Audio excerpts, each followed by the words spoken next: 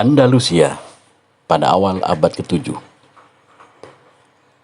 Andalusia adalah sebuah komunitas otonomi Spanyol. Andalusia adalah wilayah otonomi paling padat penduduknya dan kedua terbesar dari 17 wilayah yang membentuk Spanyol. Dengan ibu kotanya adalah Sevilla.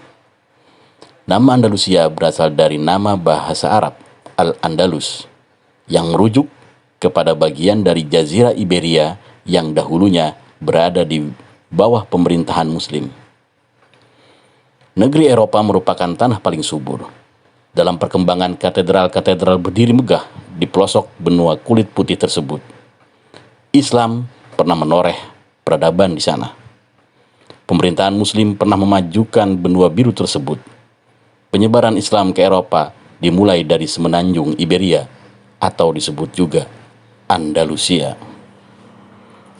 Sejarah Islam Spanyol dapat ditemukan di pintu masuk Al-Andalus, Tartessos, ibu kota dari peradaban Tartessos yang dahulu besar dan berkuasa, terletak di Andalusia dan dikenal di dalam Alkitab dengan nama Tarsus. Budaya Andalusia sangat dipengaruhi oleh pemerintahan Muslim di wilayah tersebut selama 8 abad, yang berakhir pada tahun 1492 dengan penaklukan kembali atas Granada oleh Raja dan Ratu Katolik. Kawasan tersebut saat ini merupakan wilayah Spanyol dan sekitarnya. Banyak peradaban Islam yang dibangun di Spanyol. Sebelum dikalahkan dan dikuasai Islam, Spanyol dikuasai oleh orang-orang Gotik. Spanyol mengalami berbagai guncangan, kerusakan sosial, kemunduran ekonomi, dan ketidakstabilan sebagai akibat politik, sistem, dan kekuasaan yang rusak.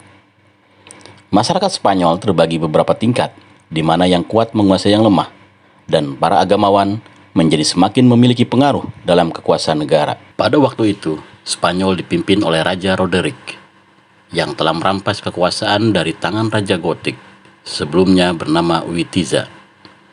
Selain itu, Raja Roderick yang bejat moralnya mencemarkan nama baik putri Gubernur Julian, Florinda.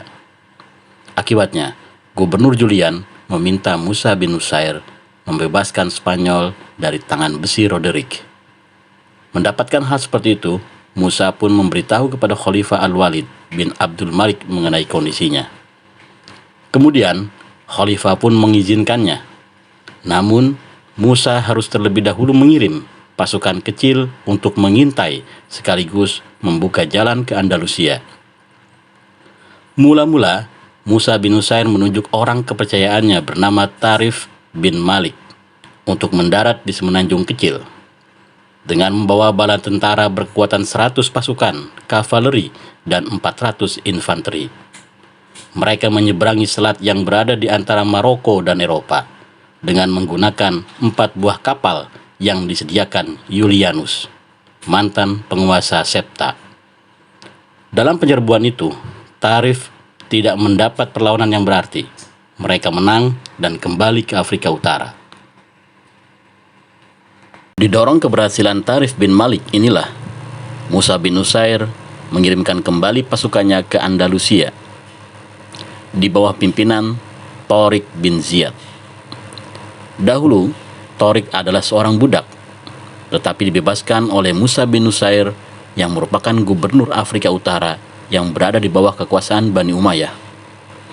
Tariq bin Ziyad merupakan salah satu pahlawan Islam yang disegani oleh kawan maupun lawan. Pertempuran demi pertempuran telah ia ikuti, tetapi yang paling fenomenal ialah pertempurannya pada tahun 711 Masehi. Pada saat itu, Tariq adalah panglima perang yang diutus Khalifah untuk menaklukkan Andalusia, atau yang kemudian dikenal dengan Spanyol. Untuk mendampingi Tharik, Musa membekalinya dengan memberikan pendamping berupa perwira-perwira yang cakap seperti Tarif bin Malik Mugaid al-Rumi. Sedangkan untuk menyeberangi Selat Hercules, pasukan Islam menggunakan kapal-kapal yang disediakan oleh Julian. Selain menyediakan kapal-kapal, Julian juga menyediakan para pemandu jalan serta mata-mata yang bertugas memecah belah pasukan Visigoth. Ketika berhasil menyeberangi selat dan menguasai Gibraltar, mereka membuat pertahanan dan tempat menyiapkan pasukan untuk memulai penaklukan. Penaklukan Andalusia oleh umat Islam sangatlah penting. Untuk itu, Tharik mengingatkan pasukannya bahwa mengenai dua pilihan. Pertama adalah penaklukan Andalusia, dan kedua adalah mati di jalan Allah. Pilihan ini adalah dua pilihan yang sangat sederhana namun tidak mudah. Sejak Tharik melakukan pidato itulah, bukit yang menjadi tempat berpijaknya dinamai Jabal Tharik atau Gibraltar.